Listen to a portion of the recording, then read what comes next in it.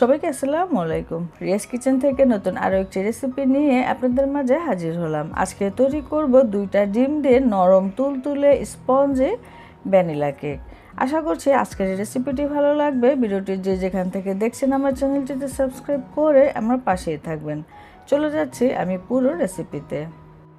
প্রথমে একটি mixing bowl নিয়ে তার উপর একটি চালনি নিয়ে নিলাম। সেই সাথে আধা কাপ সমান সমান আমি এখানে ময়দা দিয়ে দিচ্ছি। সেই সাথে 1 টেবিল চামচ পরিমাণে গুঁড়ো দুধ দিয়ে দিলাম, আর আধা চা চামচ পরিমাণে বেকিং পাউডার এবং 1/4 চা চামচ দিয়ে দিলাম বেকিং সোডা।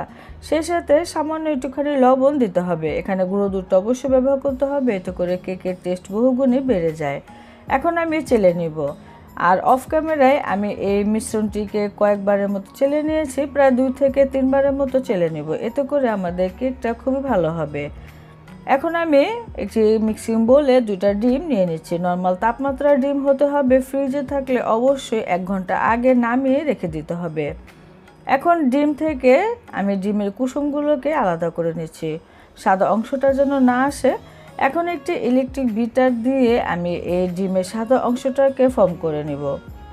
বিটারের স্পিডটা মিডিয়ামে দিয়ে আমি বিট করতে থাকবো, আর চিনি দিয়ে দিব। আমি এখানে 1/3 কাপ পরিমাণে চিনি নিয়ে নিলাম, আর এই চিনিটা প্রায় 3 থেকে 4 বারের মতো অল্প অল্প করে দিব, আর বিটার দিয়ে এরকম বিট করতে থাকবো।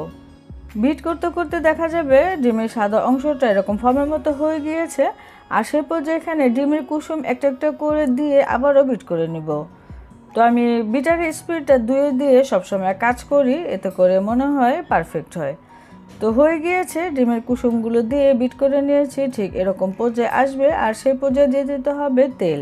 আমি এখানে 2 টেবিল চামচ পরিমাণে সয়াবিন তেল দিয়ে দিচ্ছি। তো স্পঞ্জি কেকে আসলে তেলটা দিলেও চলে, আবার না দিলেও চলে, তবে দিলে কেকটা খেতে বেশি মজা লাগে, ড্রাই লাগে না।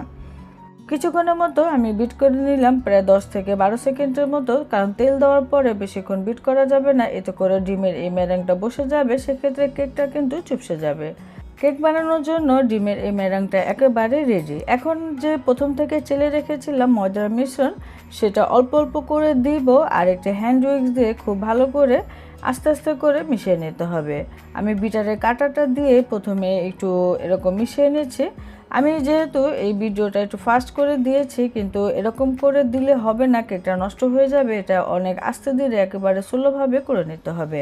আমি এখানে 2 টেবিল চামচ পরিমাণে লিকুইড দুধ নিয়েছিলাম, আর ময়দা দেওয়ার পরে 2 বারে ওই লিকুইড দুধটা দিয়ে ব্যাটারটা মিশিয়ে নিতে হবে।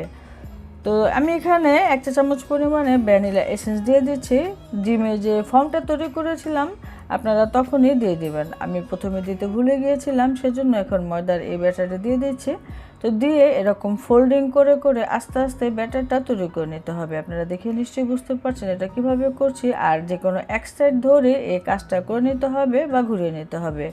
তো 3 বারে আমি এই ময়দার মিশ্রণটা দিয়ে কেকের এই ব্যাটারটা তৈরি করে নিয়েছি, একেবারে আস্তে আস্তে হয়ে গিয়েছে। খুবই মসৃণভাবে তৈরি করে নিয়েছি। এখন একটি স্প্যাচুলা দিয়ে আমি চারো সাইডটা কাছিয়ে এরকম ময়দার মিশ্রণটা একটু ঘুরিয়ে ঘাড়িয়ে নিচ্ছি।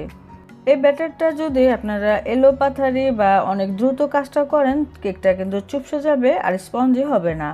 তো এখানে আমি 6 ইঞ্চির একটি মোল্ড নিয়েছি, আর এখানে সামান্য একটু তেল দিয়ে ব্রাশ করে দিচ্ছি। শুধু নিচে তেল ব্রাশ করলে হবে, সাইডে কিন্তু দিতে হবে না, এতে করে স্পঞ্জি কেক কিন্তু ডেবে যাবে।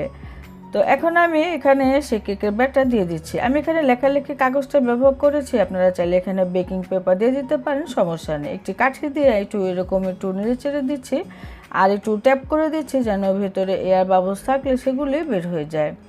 আমি এখানে প্রথম থেকে একটি সিলভারের হাঁড়ি বসিয়েছিলাম গরম হতে, আর তার উপর একটি স্ট্যান্ড বসিয়ে দিয়েছি। তো হাঁড়িটা খুব ভালো করে যখন গরম হবে, তখনই আমি কেকের মোল্ড বসিয়ে দিব, আর উপরে একটি কাঁচের ঢাকনা দিয়ে দিচ্ছি। আর ছিদ্র থাকলেও সেটাকে বন্ধ করে দিতে হবে। আর এখন অপেক্ষা করতে হবে। চুলার জালটা একবারে কমিয়ে রেখে 30 থেকে 35 মিনিট, এর মধ্যে আমাদের কেকটা সুন্দর মতো বেক হয়ে যাবে। তো আমি 35 মিনিট পর ফিরে এলাম। চুলার জালটা একবারে কমিয়ে রেখেছিলাম, এখন একটু চেক করে নিচ্ছি, কোনো ভিজা ভাব বা স্যাঁতস্যাঁতে ভাব নেই, দেখে নিশ্চয়ই বুঝতে পারছেন। এখন আমি কেকটা নামিয়ে নিচ্ছি।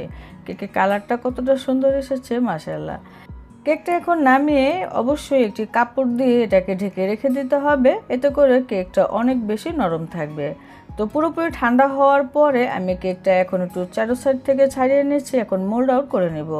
তো কেকটা দেখে নিশ্চয়ই বুঝতে পারছেন কতটা পারফেক্ট হয়েছে এবং কতটা সুন্দর হয়েছে। যারা একেবারে নতুন তারাও যদি আজকের এই রেসিপিটি ফলো করে তৈরি করেন, আমি আশা করছি ইনশাল্লাহ নিরাশ হবেন না, আপনাদের কেকটাও অনেক সুন্দর হবে। আর কতটা সফট এবং কতটা স্পঞ্জি হয়েছে এটা আর বলার ভাষা রাখে না। এখন আমি কেকটাকে একটু কেটে নিয়েছি, আমি এই কেকটাকে 3টি স্লাইসে কেটে নেব।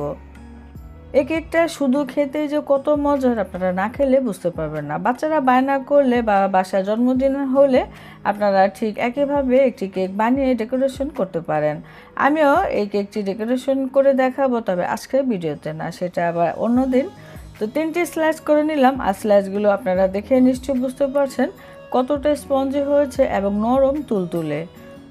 অবশ্যই তৈরি করবেন আর আমাকে কমেন্টে জানাবেন আপুর এই রেসিপিটি কেমন হলো আর আপনাদের কেকটাও কেমন হয়েছে।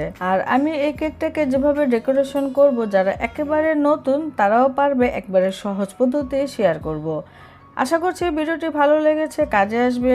সবাই ভালো থাকবেন, সুস্থ থাকবেন, বিদায় নিচ্ছি। আল্লাহ হাফেজ।